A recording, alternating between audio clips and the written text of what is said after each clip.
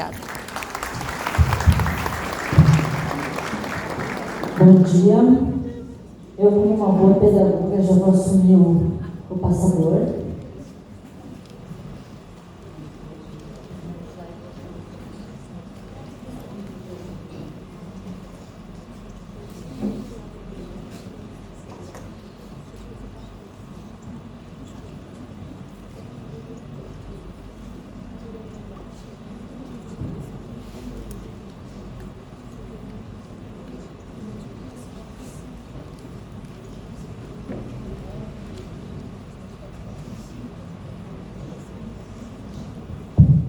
Enquanto aguardando, gente, ainda tem cadeira livre aqui na frente, tá? O pessoal que fica de pé lá atrás, dá para você sentar para cá, tá?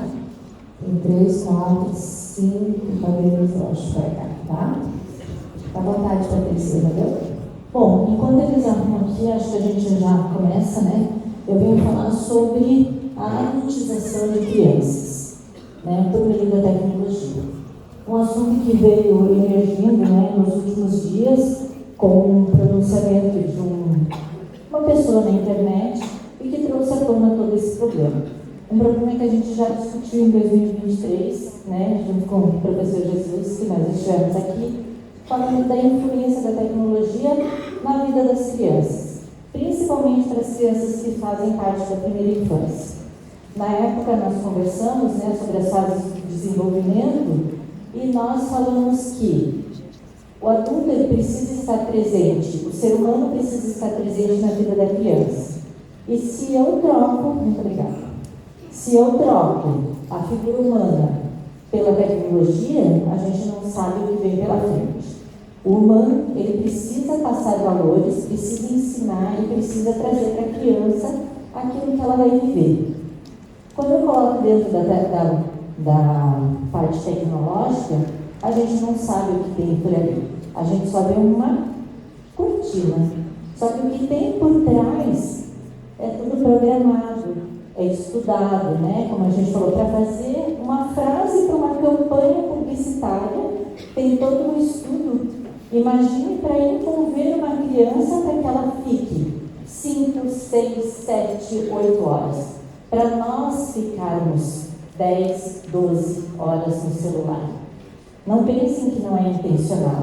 Ele é intencional. E é perigoso, muito perigoso. E aí a gente precisa trabalhar com isso. A gente precisa trazer essa temática porque ela vai influenciar diretamente na vida da nossa criança. E a gente está falando do quê? De primeira infância. Garanto que, né, se a doutora Zilda estivesse aqui, ela estaria bastante preocupada com essa temática. Porque não é só na visão, não é só nas relações sociais, ela influencia em tudo. Uma criança que come com um celular não sabe o que está comendo. Ela não sabe o quanto ela está comendo. Ela não sabe a importância daquele alimento para ela. Então a gente precisa discutir sobre isso. Porque eu sou mãe, porque eu sou professora, porque eu estou na sociedade e porque eu tenho que cuidar das minhas crianças. Né? Então a gente precisa trabalhar sobre isso. E aí eu trago dados reais, que hoje crianças de 0 a 5 anos aqui no Brasil passam mais de 3 horas diante da tela. É 3 vezes o número, né? É 3 vezes maior que o recomendado pela Organização Mundial, né, da Saúde. Então, assim, é bem preocupante esses dados. A gente está falando de crianças de 0 a 5 anos. Então, é verdade isso, gente? É verdade. Eu tenho um filho, né, Maricela, no meu doutorado, que a gente também conversou, né, eu tenho um filho de 10 anos, é muito difícil deixar ele fora. Não pense porque eu sou pedagoga, porque eu trabalho com isso, que eu não passo por esse problema. É a mesma coisa, tá? E por que isso é preocupante? Porque nessa faixa etária, o cérebro humano ele está em formação acelerada. O professor, né, falou isso pra gente em 2023, e todo estímulo que ela recebe vai moldar o comportamento dessa criança com relação à linguagem, a forma dela se relacionar, a forma como ela vai interagir. Então, dentro desse processo de formação, a internet ela está dando o recado dela. Será que é o recado que eu gostaria de dar? Será que a internet substitui uma família? Não substitui, né? E ficar muito tempo diante das telas, muita gente acha que é lazer. E não é, gente. A criança, quando está na tela, na frente da tela, ela deixa de brincar, ela para de imaginar, ela deixa de interagir com as outras pessoas e passa a viver experiências próprias com aquilo que ela vê. Nós tivemos um período de pandemia, e nesse período de pandemia, qual foi o maior, eu vou falar como pedagoga, dentro das escolas, o nosso maior prejuízo foi o quê? Falta de interação social. A criança precisa dessas relações sociais, ela precisa interagir para ela ter um desenvolvimento saudável. A pandemia já nos privou 2 anos e a gente está sofrendo essas consequências ainda em sala de aula, por mais que a gente já tenha passado por esse período, justamente por causa disso. E quem que assumiu isso? Essas tecnologias, as telas. Gente, tem como fugir? Não tem como fugir, mas a gente tem como ajustar, tá? Por que a gente não vai fugir? Aí eu vou perguntar aqui, quem tem um pouquinho mais de 30 anos, usa GPS? Quem usa GPS aqui? Todo mundo usa GPS. Há 30 anos, talvez um pouco mais, nós não tínhamos GPS. A gente tinha um negócio chamado lista telefônica, né? Estou condenando a minha idade. A gente tinha lista telefônica e em uma determinadas páginas lá tinha o mapa da cidade. E se você não era bom em fazer leituras de mapas, se você estava conversando em uma aula de geografia, você não fazia leitura de mapas, não sabia onde ir, porque você não sabia fazer a leitura. Alguém quer voltar para a lista telefônica? Não. Mas se eu ficar o tempo todo no GPS, uma hora eu vou me perder, né? Então, assim, a gente tem que usar o quê? Com sabedoria. E é isso que a gente, traz para a discussão aqui. O que vai impactar na primeira infância, o uso excessivo de tela? O primeiro é o desenvolvimento cognitivo, vai ficar atrapalhado, vai ficar distorcido, porque a gente acha que a tecnologia ela traz estímulos, ela traz sim, mas a gente precisa que a criança tenha um pensamento simbólico, que ele se constrói na hora que ela brinca. Na hora que ela imita a mãe, na hora que ela é a Chapeuzinho Vermelho, na hora que ela é um super-herói, ela está construindo o saber simbólico. E aí ela começa a passar, ela começa a imitar padrões. Se ela está na internet, ela está imitando o padrão do youtuber que ela está assistindo. E tem muita tranqueira por aí, gente? Na linguagem, porque ela não cria narrativas, se ela usa excessivamente a tela. Ela não cria narrativas próprias e ela passa a repetir falas de personagens e influenciadores, que é gravíssimo, Porque além de eles falarem errado, eles trazem um vocabulário impróprio para a criança, muitos deles, E que às vezes é um conteúdo muito raso. Na questão da socialização, porque a criança não sai para brincar, ela fica só na tela e ela não está interagindo com o outro. E na identidade, porque ela começa a estabelecer padrões de comportamentos adultos. E aí que vem o problema, tá? Crianças, que daí a gente cai na estatística, apresentada, crianças que estão engravidando muito cedo, porque elas acham que elas são adultas muito cedo, elas estão reproduzindo aquilo que elas estão vendo diante da tela. E aí uma criança de 14 anos com outra criança de meses é problema. Mas aí a gente está fazendo o quê? Ela está se perdendo nessa identidade. Quando as meninas, vou falar meninas que é mais visualmente assim, fácil da gente perceber, a gente olha e diz assim, nossa, quantos anos tem essa criança? 16, 17? Não, ela tem 10, mas ela está com o rosto todo maquiado, unha feita, boneca, ela não sabe nem o que é. Enquanto que a minha geração brincava com boneca até 14, 15 anos e estava tudo bem. Quando meu bebê, eu tinha um bebezão assim, caiu a cabeça, eu chorei. Que dias, porque não tinha como consertar. Mas eu já era mais velhinha, já tinha 13, 14 anos.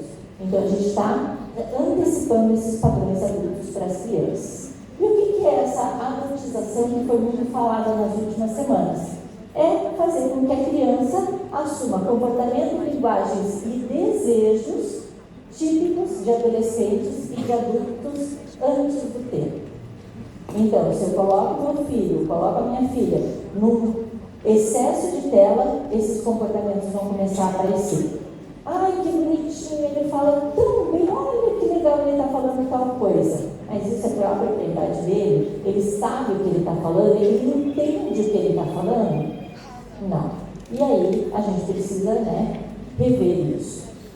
A alfabetização na primeira infância, ela começa muito cedo.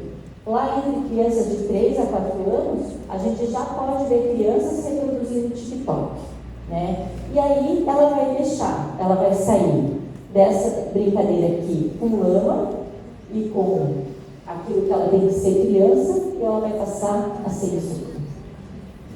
Bonitinho também, gente, mas não faz parte. Né? E aí eu vou falar para vocês, eu digo que o meu filho é um piá de prédio. Ele não sabe o que é tomar banho de mangueira. Ele não sabe o que é se sujar. Né? Culpa minha? Sim, culpa minha. Né? Que não olhei para isso, que às vezes não tenho tempo. Mas, fica um alerta aí para que a gente passe a rever. Então, assim, brincar com o simbólico, imaginário e interagir, ele é fundamental, mas está sendo substituído. E aí a gente tem questões aí que falam sobre o direito de brincar. A gente tem que o direito de brincar, ele não é um luxo, ele é lei e é um compromisso internacional. Não somos só nós que falamos isso, o mundo inteiro fala sobre isso. A ONU e o ECA garantem que a criança, ela precisa viver a sua fase própria, explorando, imaginando e interagindo com o mundo real. Então, não é a Patrícia, não é o influenciador lá da televisão, não é o repórter, não é nada. São instituições, e documentos que vêm com uma base estrutural e uma base de estudo para dizer que aquilo ali é fundamental e importante.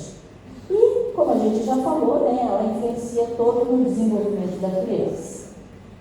Mas, como eu falei para vocês, hoje a gente não tem como voltar atrás, a gente não tem como largar o GPS, voltar para a lista telefônica e como outros meios de comunicação que nós temos por aí.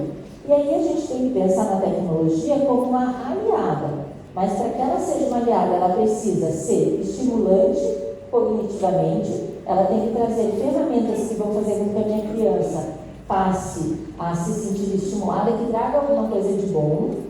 Ela precisa estimular a expressão criativa. A criança ela tem que, por intermédio daquilo que ela vê na televisão, ela tem que se sentir motivada a ser criativa. Porque depois, gente, quando ela for adulto, e a gente precisar de um profissional de marketing para criar uma frase empolgante, uma frase boa para uma campanha ser bem sucedida, como que ela vai fazer isso se ela não é criativa? Criatividade a gente desenvolve na infância. Eu estou falando de um tipo de criatividade. Quantas outras criatividades não estão sendo perdidas? E ela também precisa servir como apoio pedagógico, vir para ensinar. Saber que se eu preciso de uma informação e eu for buscar essa informação na internet ou em qualquer outro lugar, eu vou conseguir. O que acontece? Muitas vezes esses 3 pilares, eles não são usados para as crianças. Elas ficam só no YouTube. Aí eu escuto mãe dizendo assim: mas meu filho só escuta YouTube Kids. Parabéns. Está aí iludida. Gente, se um profissional da área lá da tecnologia consegue invadir o sistema, consegue rastrear você, consegue te dizer aonde você está, porque se vocês abrirem o celular de vocês dizem exatamente aonde nós estamos, vocês acham que eles não invadem o YouTube? Kids, invade uma propriedade muito grande. Há uns meses atrás, meu filho estava assistindo um negócio muito bonitinho, vocês devem ter ouvido falar um tal de Brainstorm, um negócio assim. Eram uns bonequinhos, era uma xícarazinha bem bonitinha e tinha rostinho, traduzindo é derretedor de cérebro, um negócio assim. E o meu filho me mostrou, e ele vinha com um tralalá trelelé. E toda vez que eu escutava, ele ficava o dia inteiro no meu ouvido, tralalá trelelé, mas uma gracinha. Aí eu comecei a olhar na internet e apareceu o tralalá trelelé. Ele vem para, justamente, a tradução é para derretimento cerebral. Ele vem com uma mensagem subliminar fortíssima.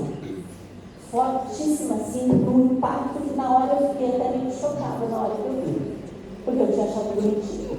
Eu não vi maldade nenhuma, nossa, uma chibrinha. Procurem depois Aí tem um que é um tubarão, né? É um desenho, é um avião, um desenho de um tubarão, e daí tem uma história extremamente perversa por trás daquilo ali. Isso entrou na cabeça da criança, sem ela saber, sem a gente saber. Qual vai ser o impacto disso ali? Pode ser que não tenha, mas pode ser que tenha. Então, na pior das hipóteses, eu como mãe chamei meu filho e disse, não quero que assista mais. Como ele já tem 10 anos, eu pude explicar para ele por que ele entendeu. Mas pensa, gente, uma criança de 4 anos vendo essa mensagem subliminar entrando ali no cognitivo dela, qual vai ser o prejuízo disso lá na frente? Então vamos pensar. E de quem é a responsabilidade? Eu não posso dizer que é só da família, só da escola, só do Estado. Somos todos responsáveis. Por quê? Vamos pegar o caso ali daquela criança que viralizou da alfabetização. A criança não pegou o carro sozinha, ela não foi sozinha para a festa, um adulto colocou ela lá. E provavelmente foi alguém da família. Então a família ela tem que ser responsável. A hora que eu dou, o meu filho não foi comprar um celular. Quem saiu comprar um celular para ele? O ser aqui, né? Então a responsabilidade ela tem que ser da família, estimulando, né? Estabelecendo limites, estimulando a brincadeira e sendo exemplo de tecnologia. Uma coisa que a gente discutiu também em 2023, não pode almoçar olhando o celular. Daí eu estou almoçando com o celularzão na mão. Que exemplo que eu estou dando? Nenhum. Então, assim, a gente tem que ser o exemplo. A escola, com os professores, né, sendo os nossos aliados, sempre lembrando que o professor, gente, ele deve entrar ajudar a escola, né? Então, tem papéis que são da família, mas cabe, né, a escola nos auxiliar reforçando alguns comportamentos. Agora, se eu, enquanto família, tenho uma lei lá que me proíbe o uso do celular e eu mando o uso do celular para a escola, aí acontece alguma coisa da responsabilidade da escola? Não. Então, a escola ela vem para nos auxiliar nesse processo. E o Estado também reforçando e dizendo da necessidade da gente parar e pensar sobre isso. Né? Então, assim, não pode ser um movimento único, ele tem que ser um movimento grande para que possa atingir um número grande de pessoas. E aí a gente fala assim, poxa, mas a gente fala tanto nessa temática, todo mundo sabe que isso é importante, todo mundo sabe que criança não pode ficar muito tempo na tela.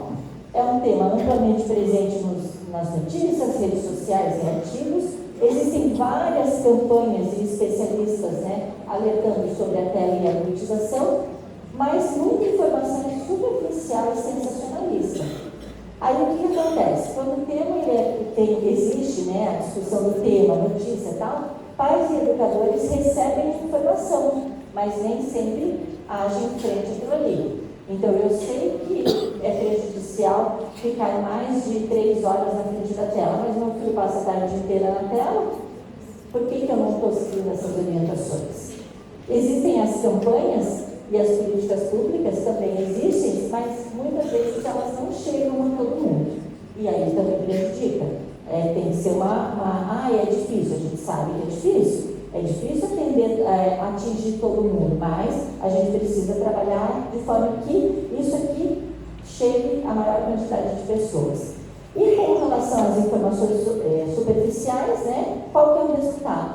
As crianças de 0 a 5 anos continuam sendo expostas a essa adultização precoce e ao excesso de tela. Então, causa e consequência que a gente precisa estar tratando. E, falando, né, da doutora Cida, a gente está, né, no congresso dedicado a ela, a gente pode pensar o quê? Se ela estivesse, né, atuando, né, que não tivesse acontecido aquela fatalidade, ela estaria muito preocupada com esse tema, porque ele influencia diretamente nas crianças, né? E garantir que a criança possa viver sua fase própria é um compromisso coletivo e não apenas individual. Então, nessa era, né, nessa era digital, a gente pensar sobre essa temática, lembrar que a nossa criança tem fases e que ela precisa passar por essas fases para que ela seja um adulto confiante, né, e atuante dentro desse processo é extremamente importante. Então, gente, vamos pensar no futuro das nossas crianças, porque ele não depende só delas, ele depende muito mais da gente e das escolhas que nós fazemos em relação às nossas crianças. Muito obrigada pela oportunidade, né? Eu espero revê-lo em breve. Obrigada, Patrícia. Muito obrigada. E agora a gente já vai passar, então, para a última fala dessa mesa, para depois